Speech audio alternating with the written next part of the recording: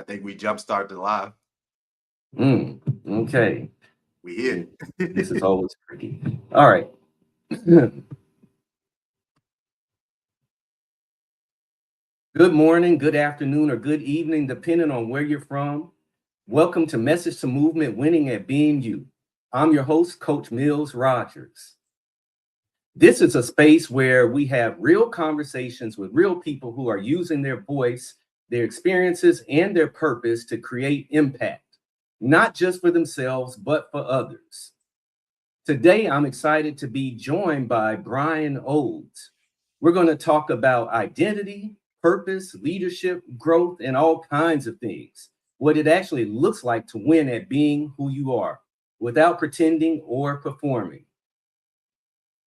If you're watching live, feel free to drop where you're watching from in the comments. And so let's get to it. Brian Olds is a community builder, media producer, and systems-driven strategist working at the intersection of storytelling, technology, and entrepreneurship.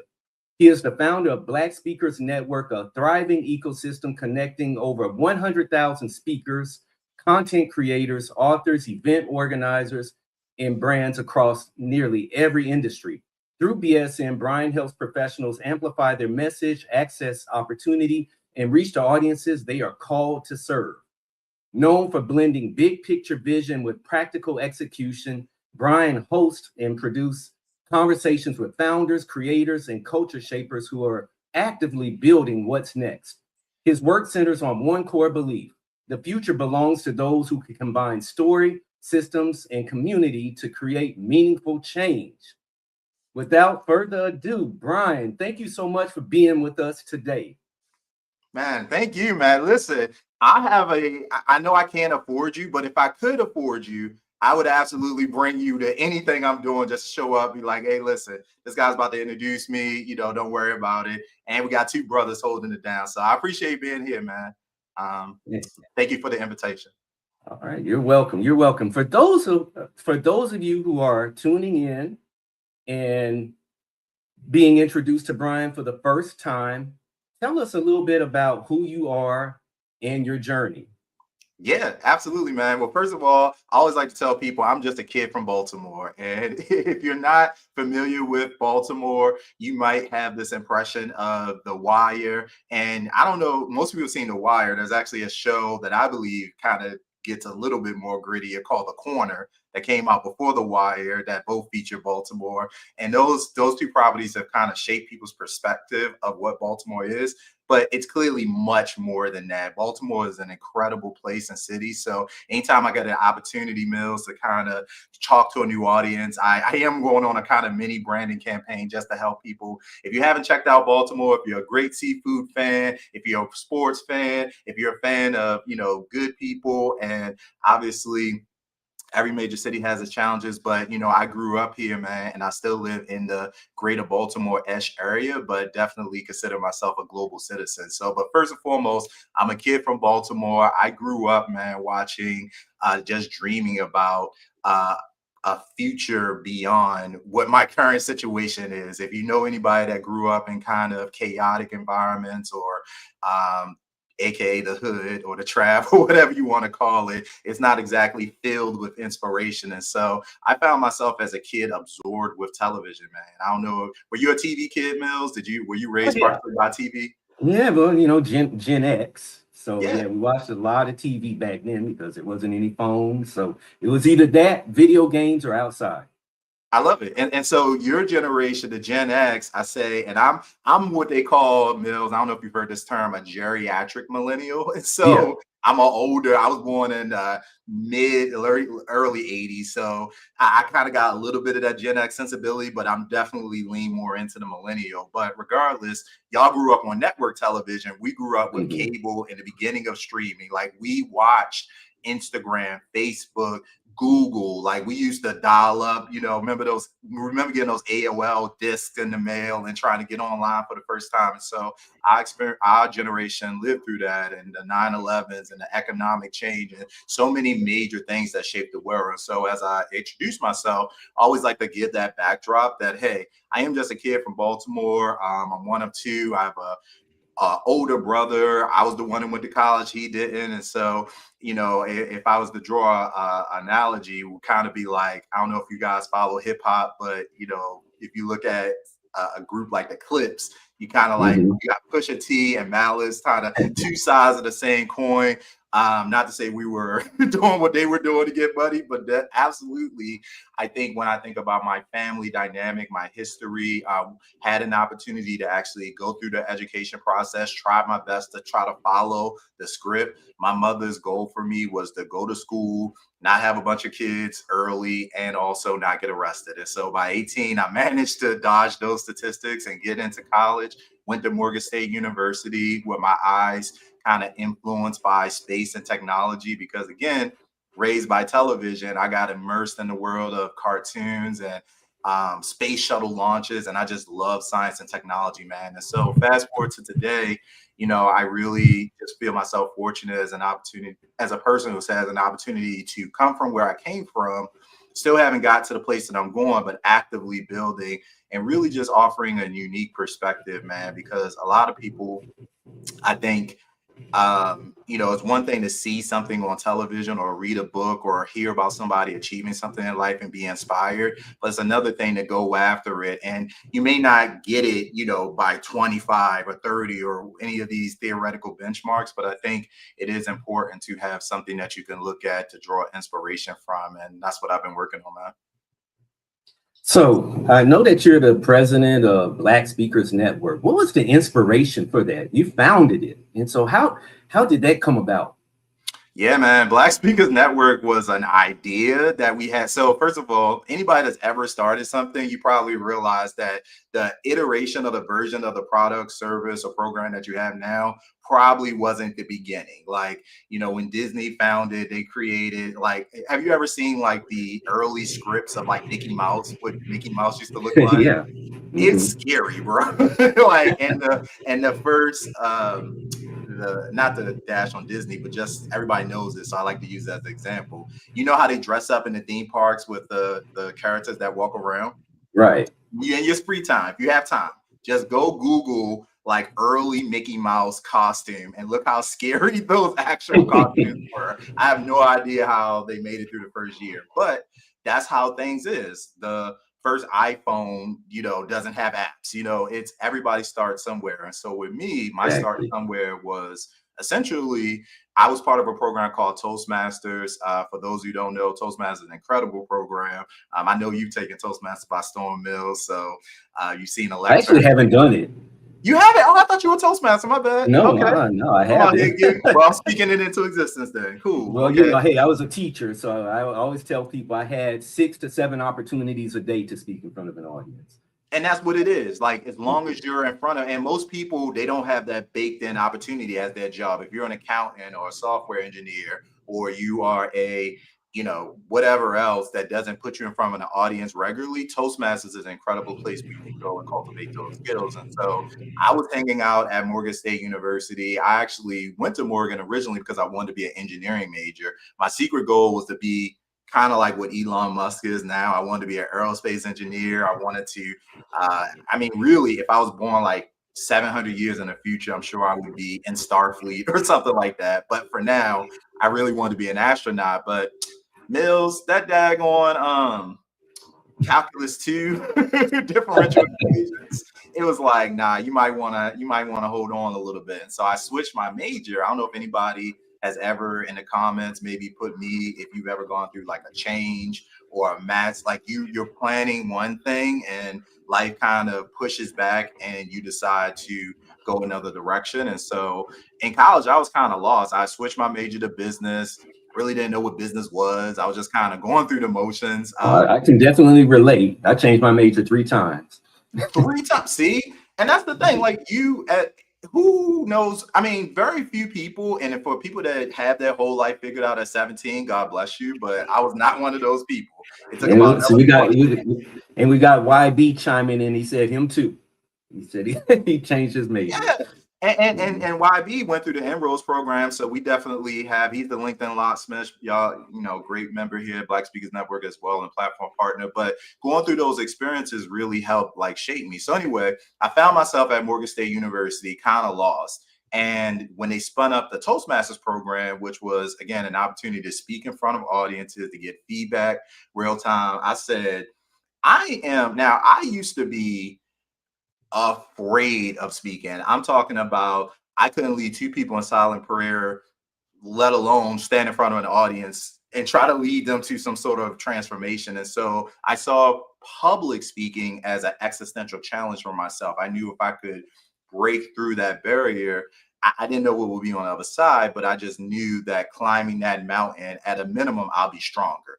I'll be able be more confident. I'll be able to walk into rooms. And so the impetus for BSN, or the seed, actually started way back Morgan State University, circa 2007. We didn't call it that back then. I had another organization that I spun up called Skills. That was my iPhone 1 moment.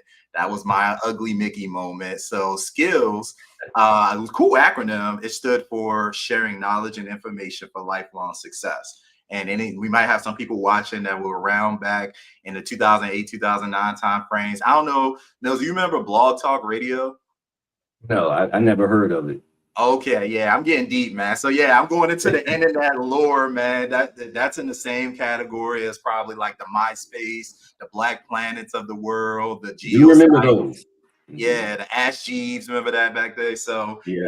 it's we can pull in some internet lore, but basically, before we had streaming platforms like we do today, there was this platform called Blog Talk Radio, and basically our theme it was a basically like a live blog essentially, so people can watch. It was like early live streaming, and it was called the number one show to help professionals learn and grow. And so I've been interviewing professionals, entrepreneurs, my peers, people I connected through a Toastmaster, and just other professionals all the way back to 2008. And then, obviously we made no money because I had no idea what I was doing, but it gave me practice. It gave me an opportunity to learn, like, oh, this is how you make a website. Here's how you go live. Here's how you set up lights. And then that evolved, and eventually the idea came about to create a formalized speakers network. And that came about because with Toastmasters, you're learning how to speak. You're learning fundamentals of presentation skills. And you probably already know this, Mills. When you first start speaking, your initial goal when you're speaking is not to be an incredible, impactful, transformational speaker. Your goal is just to survive. Your goal is, hey, I got 5 minutes to speak. Let me get up there, not forget what I'm going to say, and sit back down. If you can do that, that's a win. But as you evolve, you start to learn things like vocal variety, hand gestures, how to use the stage, how to use PowerPoint or visual aids, how to incorporate props, how to give eye contact, how to not say like, but so many times through a sentence. We have these things called grammarians. And so Toastmasters was great. And Toastmasters is great, still an active organization with thousands of clubs. I always recommend it. Toastmasters is an incredible place if you are afraid of speaking, or you haven't been, you're not in a position, let's say like a job or career that puts you in front of a natural audience on a regular basis. If you're saying you need to be a speaker, you kind of need to speak by hook or by crook. You need to be on somebody else's stages or creating your own. And Toastmasters has a built-in stage. Like, I don't know a Toastmasters meeting that's not looking for speakers ever. And those the people there, you're not necessarily going to sell stuff, but you're learning feedback. But I have gotten business from Toastmasters. Oh, We can wow. talk about that later, but if you want. But my point is, I started at Morgan State University in this Toastmasters program, created this company called Skills, and those planted the seeds for what eventually became Black Speakers Network, because Toastmasters is really, really focused on the art of speaking, getting more comfortable and putting together a presentation and delivering it. It doesn't really go into the business of how to position yourself as a speaker. How much do you charge? How do you get paid? How do you, brand yourself? How do you figure out a target market? How do you talk to meeting planners? What do they even want from you? And so as I started learning this whole professional speaking side, I realized that we needed an organization that would contextualize that knowledge. And so we came up with Black Speakers Network. So I founded the organization, I think that was back in 2016. There's always all these different dates. It's like the day you had the idea, the date that you filed your LLC, the date you got money. They're all different dates. But around 2016, we spun up the community that we now have, which is, you know, the Facebook group. And from there, started hosting live programs. We did speaker development classes literally every Thursday night. Again, same thing, interviewing experts, bringing them in. We started a platform partner program, and the rest is history. Okay, man. And so it's been quite a journey. I know it's a big group. You know, you have what, 100,000? You know, the numbers, I always say the broader community is about 100,000 across all of our followership. When you add up the YouTube, the Instagram, Facebook, email list, all that. And we've had 1 million views, over 1 million views across all of our different platforms. So yeah, that's the footprint. So we have the larger BSN community, and then we have a membership like you're a part of, which is kind of more exclusive. That's $25 a month currently, $250 a year. When it's on sale. But basically the idea is that we have this premium program for folks who are interested in getting like direct access to speaking opportunity alerts. Those are the folks that anytime we have custom speaking opportunities, like we just released this program this week called 6 Minute Talk. So they get access to that, but the broader community is around 100,000. So I know this has been quite a journey for you. And so what have you found most surprising about the journey from Toastmasters to being president of Black Speakers Network and to where you are today? I think the most surprising thing is that in school, like I heard this quote before, it's like in school, first you get the lesson, then you get the test. But in life, it's kind of the reverse. First, in life, you go through a whole bunch of tests, like a bunch of trials, you experiment, you try things out. And then if you're paying attention, then you get the lesson and then you move forward. And so it's kind of a reverse view. And I think that's held true across all of my professional engagements, going back to Morgan State University when I was, you know, when we're still building this thing to now. There's so much you learn as an entrepreneur every single day. And I think sometimes the perception is that, hey, I can just either duplicate what somebody else is doing. Like you see somebody else doing really well, like, oh, there's a new guy with a chest and this nose thing, Alex Hormozy, great. He's doing ads, so let me just do this. And it's like, oh, somebody said I need books, let me do that. And somebody said I need to host events, so I'll start do that. And you could find yourself stopping so much that it really doesn't lead to meaningful progress. And so I think the journey as an entrepreneur is way more internal than I realized. I think that, you know, and this is a benefit I think I've had of just trying different entrepreneurship journeys early and failing early, because now in my 40s, I'm realizing your business is always going to be at some level an external representation of what's happening internally. And so to the extent that you're organized, the extent that you know your mission, the extent that you aren't, you know, insecure or worried about what other people think or whatever, all of that shows up in how you deliver programming. And so I think that's been the most surprising. Most people talk about the mechanics of building business. So it's like, you got to have a website, you got to have speaker video, you got to position yourself here. Here's, you know, we look for templates and stuff like that. And those things are helpful. I'm not saying they're not. Like anything where you don't have to start from scratch when you're building something is preferred. But I think the bigger thing that we don't really get a chance to talk about, because it doesn't really sit in a marketing well said, it does, but it doesn't, because all marketing is psychology at the end of the day. It's like marketing is like applied psychology. We are teaching people how other people think so you can sell products and services to those people in a way that helps them not, you know, be turned off by it or whatever. And so let me ask you this, because, and you might have already touched on it, but what do you know now that would have maybe saved you some time? Or, you know, if you had to give somebody some game on how to deal with this entrepreneurship, whether it's to be a speaker or start some other business? What do you know now that could maybe save them some time that you wish you would have known? And you might have touched on it already, but I'm just No, not really. I think it might be embedded in some of those. First of all, great question, man. That's why I love being interviewed with you. It's like being on Dateline or something. It's like we're gonna get the real questions. But so no, this is good. So I think a few things. One is when it comes to just business in general, everything's an experiment.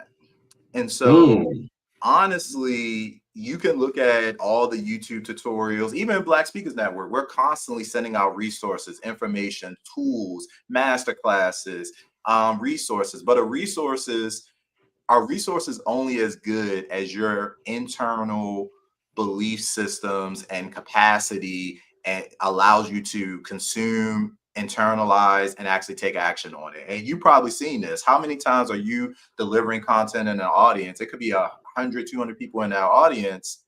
Not everybody's going to take action on what you're talking about. Only a small, first very of all, few. only a small percentage of those people are even paying attention. You got some other people in the audience, they're thinking about, man, did I turn the oven off? Oh man, I gotta make dinner tonight. Oh man, I'm sitting here, but I really need to be You working on mean not everybody's listening to me, man? That's they're not.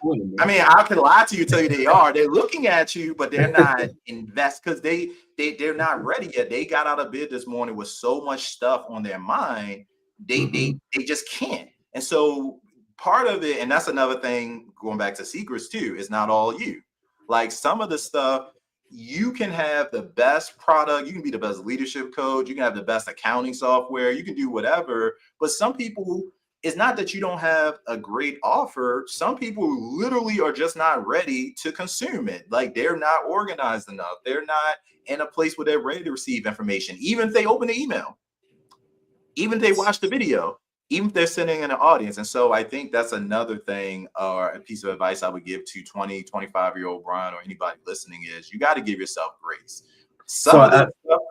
I kind of like what you're saying right there about giving yourself grace. Validation is a big thing. And obviously the things that you just touched on have to do with validation.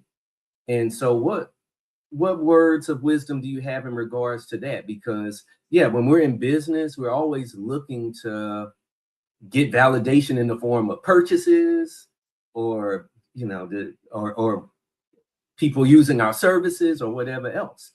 And so how do you deal with that? Because again, that can really either you can rise up or you can sink because of it. Well, I think in today's era, what I would say is we have the tools and the technical framework to capture validation and measure it better than any other generation in history. Like 20 years ago, like when I started, you couldn't just pull up a YouTube. You can go search a YouTube channel and say, so if I'm thinking about putting out content on, I don't know.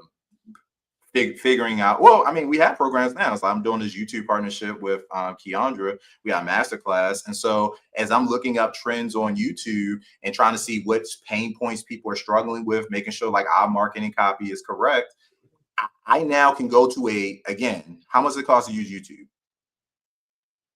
How much it costs? Yeah, Really? it's free. YouTube is free. It's the number 2 Have an search internet engine connection. on the planet. I mean, you can buy premium, which again, if you do not use YouTube Premium, you are a psychopath because I am not watching a 4-minute ad on a Toyota Tacoma. Not against Toyota, but just saying, like, I need to go directly to what I'm trying to find. Anyway, YouTube is free market research. And so you can quickly validate, okay, what are people searching for? And even within a specific video, like let's say I watch one of your YouTube videos, you know how when you watch a video, you can see like a little heat map and you can see how many times people replayed a certain section. So now, not only is YouTube giving us, again, I just want to reiterate this, for free, you not only get an opportunity to see like, okay, somebody put out a video on this topic. It got either 10 views or 10,000 views or somewhere in between. So you validated interest. Then in the video itself, you can see exactly what topics people are most interested in by looking at the metadata. And that's just one example. There's hundreds of ways to get free marketing insights now just with the tools that we have available. And so we're in a time now where it's easier to ever to get that insight, and it's easier to ever to deploy those little small tests on your own brand, being able to put up a Instagram reel talking about a topic. Again, all of us are holding this magic talisman around. Mine is kind of dirty, but everybody's holding their magic talisman. You're walking around with a stage in your pocket. We weren't walking around with a stage in our pocket in 2007. We were walking around with a flip phone that barely played Snake. So the idea now that you can go direct to consumer with your message, and guess what? And the thing I love now about Instagram and TikTok specifically, maybe YouTube Shorts to a lesser extent, but essentially these platforms now are not optimized. They're really no longer social media platforms. They are something else, because social media implied, hey, it lets you connect with your friends and family. But most content, you could put out a video right now and it could go viral. It's going to miss 99% of your subscribers, people who are following you because they know you and like you, and go directly to that target audience. And you get to decide, you get to tell, oh man, this is something people really like. So before spending 3 years trying to perfect my brand new program on whatever, I can put up 10 videos that might take a half an hour, 30 minutes to cut all at once, cut them up, put them up and see how people respond, and then slowly make tweaks along the way. And if you get people who are interested online, then of course that's going to translate to offline interest in the form of events as well. Yeah. So, of course, you're the president of Black Speakers Network, and it has grown. And so what lessons has that growth taught you? Because you started from the bottom, now you're here. And so, yeah, tell us a little bit more about how that has essentially gone from a message to a movement, hence the name of this conversation. Yeah, so I think that the growth of Black Speakers Network, and by the way, I think that's another thing to kind of put some realistic framework around, because Black Speakers Network is still growing. Like, it's not like we've reached a place where it's like most of us are used to looking at these graphs of business growth and assuming that's the normal line. So it's like, hey, you have a product, you have an idea. I'm trying to do this the right way because it's mirrored. I have a product idea, you announce it, people immediately want it, and then sales just go up like this, like parabolic. Most, I mean, that might be the case with like Google or ChatGPT or some other consumer product that has millions of dollars of market research or was well positioned or whatever. But for most people, growth looks like this. You got an idea and then you try something out and nobody cares. And then you try something else and nobody cares. And you try something else. And a lot of, like, some people care, and then you try to pivot off of that. And then you build a small community and you take that small community, but then people start dropping off. And then you're like, okay, you find something else that they work. And then they pay you open up a pay gate, which is what we did. We created a membership program, but then something else happens. So you're never building in a silo. Like, new technology is coming up, new competitive threats are announced. The way people buy and consume information has changed. Like, it would be insane to try to run Black Speakers Network the same way we did in 2016. Like, we were using directories and things of that nature, which again, helpful at the time in a web 1.0 world, but in a web 3.0 world where the number one search engine very soon is probably going to be one of the AI platforms. We don't know which one yet. Probably Google Gemini, if Google has anything to say about it. Probably ChatGPT, if Microsoft has anything to say about it. But at the end of the day, these represent external changes that are going to change whether you as a brand change or not. So growth very rarely looks like that. Growth looks like more like this. And I think that's the biggest lesson and the biggest observation for me, is that growth is not linear. That you could have a $200,000 business last year and have a $50,000 business next year and have a $75,000 business the year after that and have a $500,000 bit. Like you, it changes. And again, it's not all variable based on the effort. There's a lot of factors at play. So you kind of have to always stay in this mode where you are constantly asking why.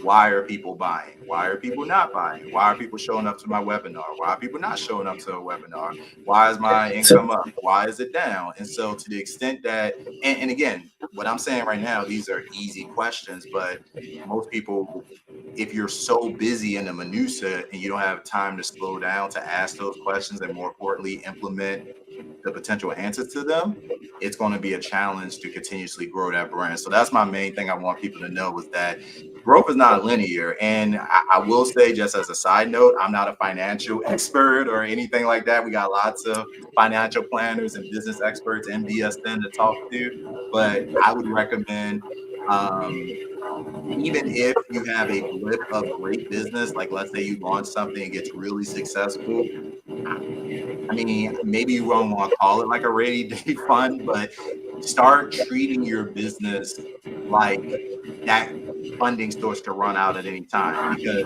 again, one technological change or one disruption in the marketplace could potentially put you at a position where you may not have to start from scratch, but you have to, we call it pivot. I don't really like the name pivot, Mills, because pivot to me kind of indicates that, pivot when you're like a ballerina or something, it's just a quick little, it's a turn. mhm.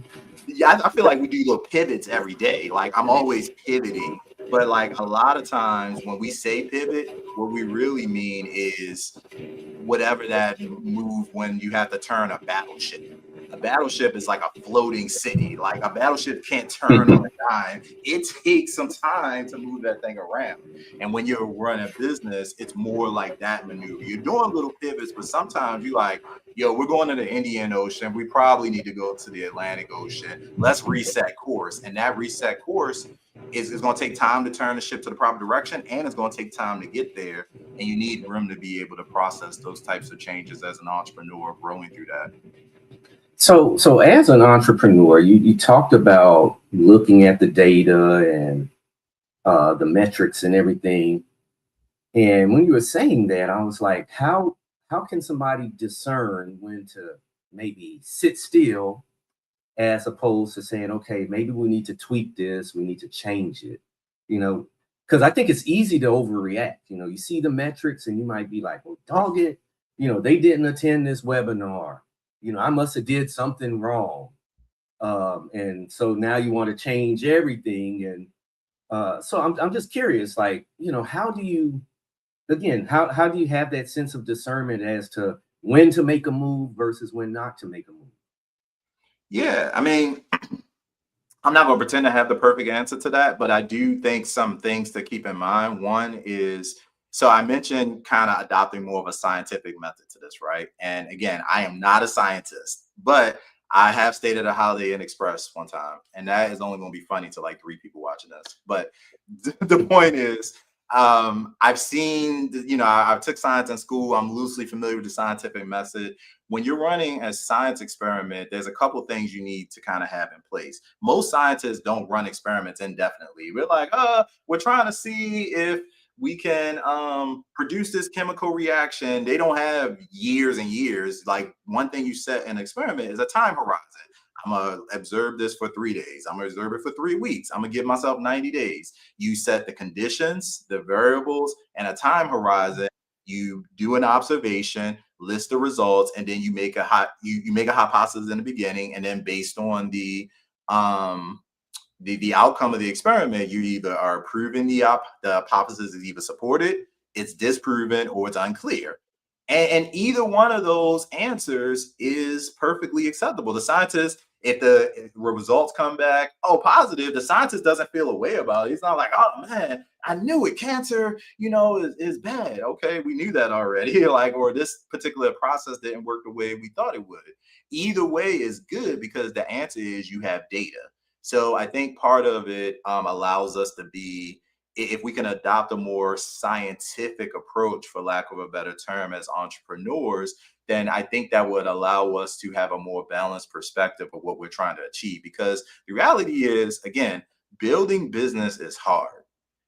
But anything worth having is challenging and Right. difficult.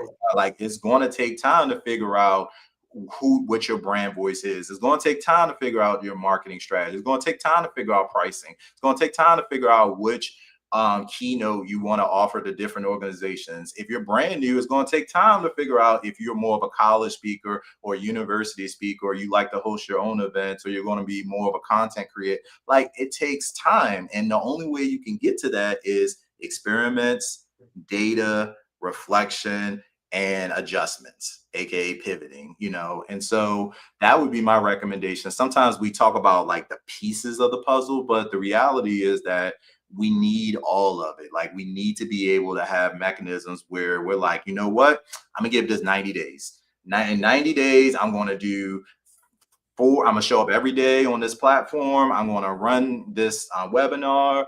I'm just throwing out 90 days, but it could be 60 days.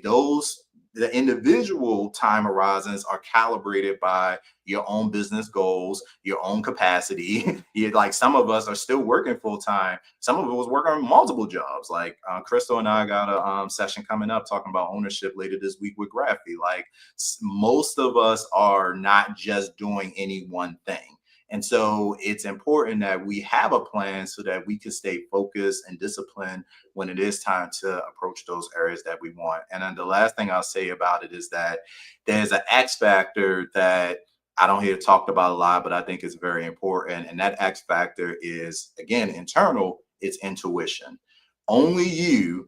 It's kind of like going back to the 90s day. Like, how they used to be like, only you can prevent forest fires. Yeah, I mean, there's other things that contribute to forest fires that have nothing to do with me. But yes, I can play a more proactive role in preventing them, sure.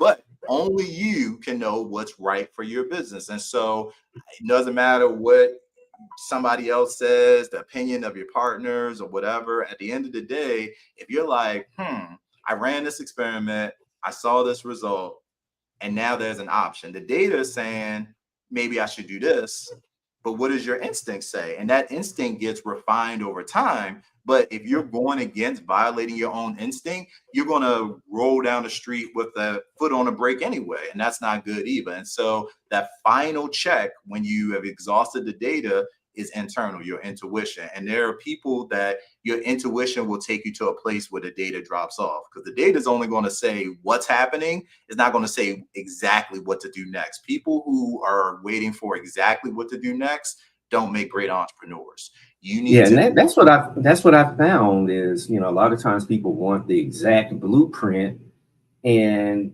that is almost non-existent, because especially in the speaking game, we're the product.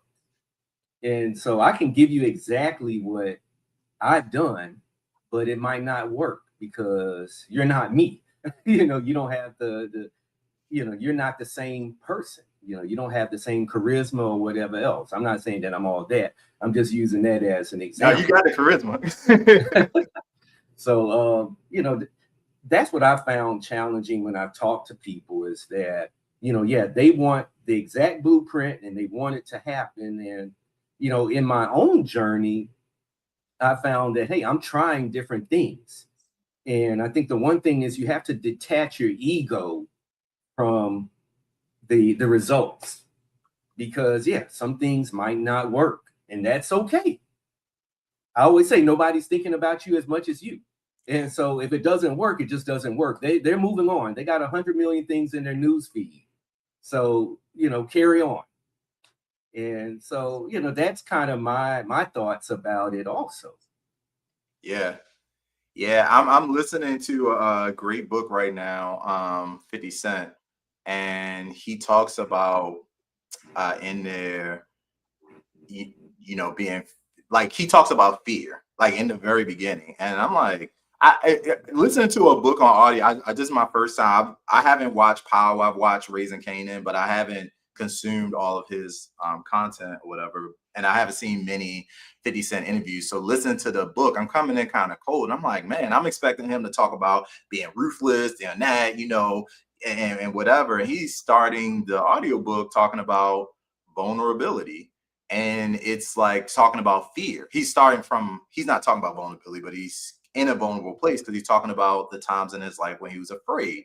And his mindset and approach to fearlessness is like not being afraid. And I think we all know that like fear isn't absent. I mean, courage isn't the absence of fear, it's the ability to take action despite of it. He talks about running towards your fears in a way that allows him to do that. And I think there's something to that because most people are to an extent controlled. They allow fear to control a large part of their decisions. And fear is just information. It's just like any other emotion that's coming in. It's telling us like, hey, look out for something. Fear isn't implicitly telling us to not do something or that we're going to be penalized for doing something or not doing something. It's just coming from somewhere. And so I think that to the extent that we can lean into being more intentional about acknowledging fear, but not using it to just objectively control which direction we go is going to be important because he mentioned that in the book. He's like, yo, 99% of my people, his like competition, the people he goes up against or whatever in business, he's like, yo, they opt themselves out before it even gets to them. And so just by being not fearless, but embracing what it means to acknowledge your fear and move forward anyway, you separate yourself from like 95% of the competition out there. This has been wonderful, man. I mean, we're getting close to the end. I hate to even end it, man, because you've been sharing so much. But one thing I do want to ask you, you're in a prominent position, as the face of Black Speakers Network. And so I know a lot of people come at you, and I'm sure some of them are like, hey, you should do this, or why aren't you doing that? Or they may even offer criticism. How do you deal with those things? Yeah, well, first, please. I mean, because there's two types of criticism. I think criticism is incredibly helpful. There's two types of criticism, though. There's constructive criticism, and then there's, I don't even have a word for it, but maybe we're just, for lack of better term, call it unhelpful criticism. Shade. Or whatever. Because I think it what matters is the intent. And so if I perceive that the intent is, hey, Brian, listen, man, I love Black Speakers Network. I've been around since the beginning. I want to see y'all win. What's up with these typos? Bro, we got to do something about the typos. Like, and that's great criticism. Hey, have you heard of Grammarly? Are you on the Pro Pack? Do you want me to give you a free month? Want to try it out? You want to join our team account? Like, constructive criticism plus a resource, that to me is like a love language. One of my the love languages, Mills, like acts of service, all that. Yeah, my top love languages are acts of service and like what's the other one? I think quality time. What's up? Gifts. Yeah, that's one of them. Touch. Yeah. But words of affirmation. Touch don't apply. You don't got touch. Yeah, words of affirmation. So words of affirmation is high up there too. I know that I need it, but it's appreciated if it comes from an authentic place. Now, unhelpful criticism is, man, I don't understand why you can't, get me booked on a stage. And it's like, well, are you even a member? And also, what's going on? Like, it's so many like things that come wrong when people come direct. And again, I don't mind, like, this whole thing, just for me, all of Black Speakers Network is one big experiment. I feel like it's going really well. But the reason I started it is because I think one of the biggest ways to achieve our goals is through community. Not everybody's going to have all the answers. And even once people do have the answers, to your point, somebody may want to learn from you versus me, or a Dr. Will Moreland, or an Ashley Kirkwood, or a Dr. Cheryl Wood, or Keandra Jackson. Like, they may resonate with that style more. And so Black Speakers Network, I think, is a little different because, I'm not positioning us as the end all be all, like, yo, you got to come here to learn everything is about speaking. We put together resources, materials, programming, podcasts. We host events, we create stages, but at the end of the day, everybody's responsible for charting their own path, and not everybody is. Some people do need to be in a coaching format that's more hands-on. Like, hey, I'm going to take your hand. I'm going to call you every Tuesday. I'm going to tell you exactly what to do. Okay, this week we're reading chapter 4. Follow along, and that's fine. Like, if that's what you need, you should be in something that matches that style. But so what I've tried to do is, over the years, get more and more comfortable not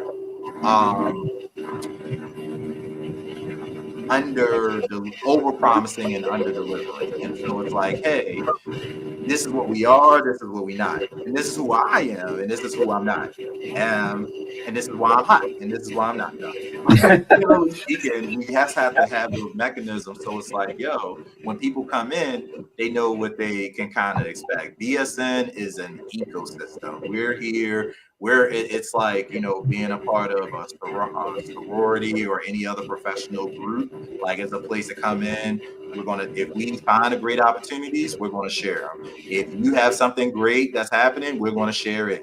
If I know of a person that can help you, or a person that has a podcast you get booked on, we're going to share that. If you have a person that you just may need to collaborate or work with, I'm going to share it. So it's a no gatekeeping type of thing, but it's not meant to be this panacea for, hey, pay $25, $35 and money's going to fall out the computer. It doesn't really work like that, but you have to communicate that.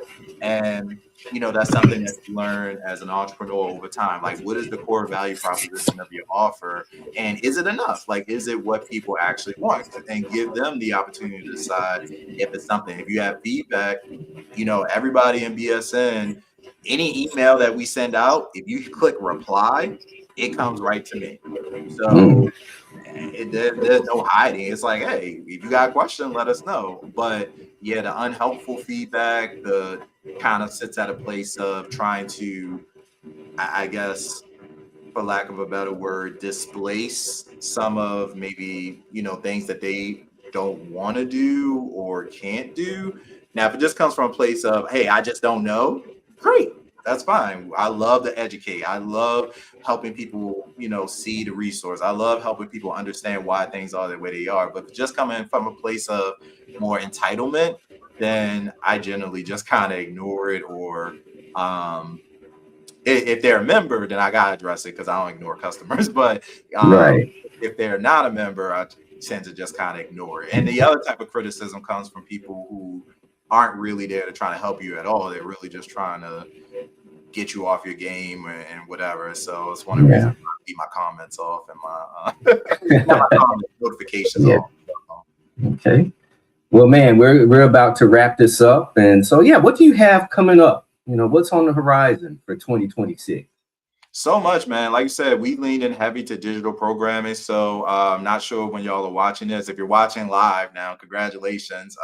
So on the 20th of January, this session, we have a free session coming up on Thursday with Graphy, where we're talking about the power of ownership. So I mean, as you know, Mills, I mean, we're kind of in this environment now where ownership is everything, and not just owner of physical assets, intellectual property, content. And so we're going to have an incredible conversation with Crystal Berger, another great BSN member. She'd be great for you to interview too, by the way, at some point if you like. But generally speaking, I'm excited about that live conversation we got coming up Thursday at 12.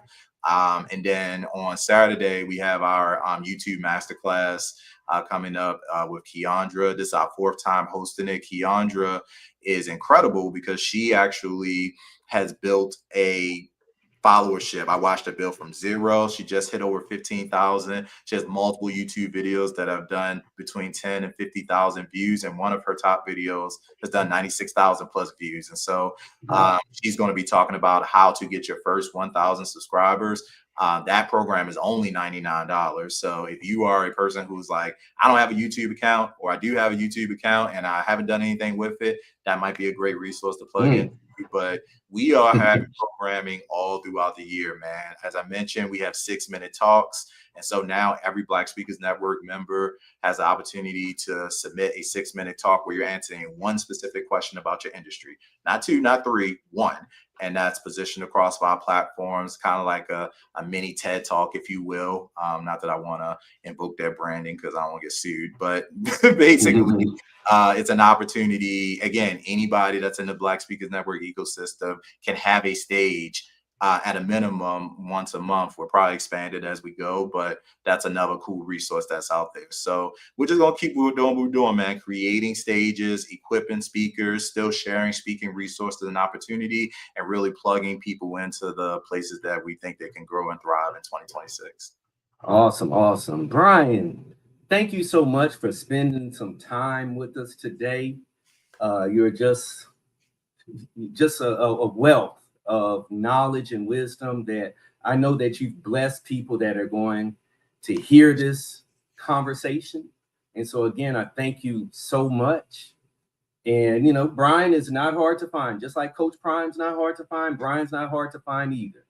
So reach out to him if you have questions about the Black Speakers Network and some of his other endeavors. And so with that being said, I appreciate you tuning in today. Change happens one person at a time, 1 second at a time. Let's go. Let's go. Thank you, Mills. Welcome.